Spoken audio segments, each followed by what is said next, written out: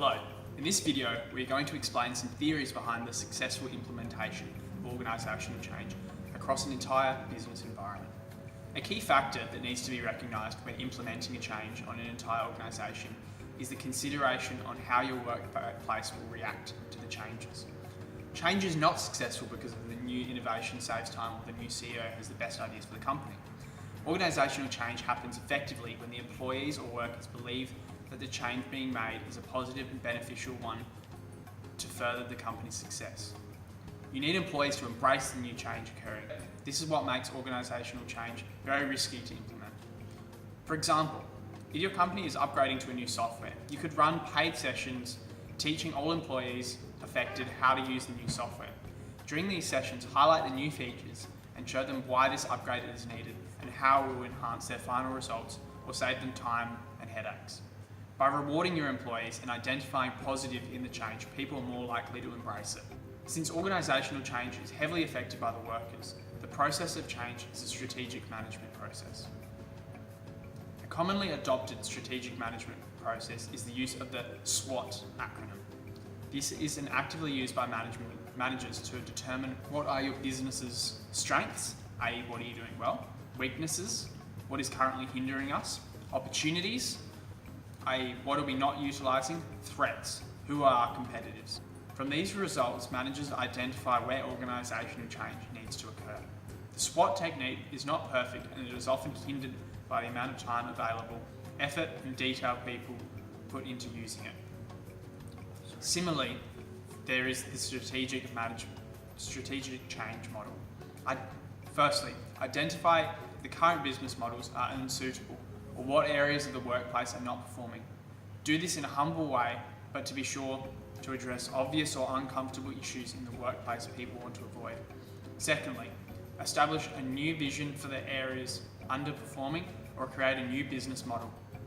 This step requires a lot of planning and time, which is not always available when a new innovation hits the market. Thirdly, implement the new vision and model with a positive attitude and accompanying support systems.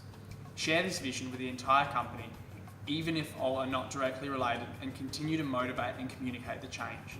This is where an influential CEO can become extremely valuable. The strategic model shows that creating a positive workplace environment that views change just positively with ongoing support for transitions is vital for a successful implementation. Lastly, we will touch on the idea of active inertia. This is the idea that successful change is time critical. Firstly, you must avoid fast-tracking change and implementing change overnight, especially on a global company level. Do not just throw out old systems and replace them with the new. How would you feel if when you next logged onto a uni computer, only Linux was available and not Windows? I think you'd be quite angry and it would take time to get used to this change. The other side of the coin is delaying change or moving too slowly, which is really hard to judge.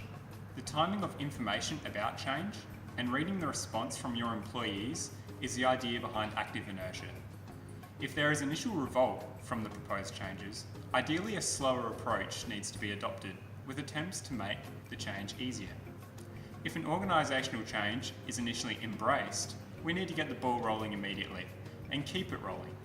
Active inertia is about once a change is started, always ramping up the change accordingly until full implementation has occurred, never stopping or slowing down.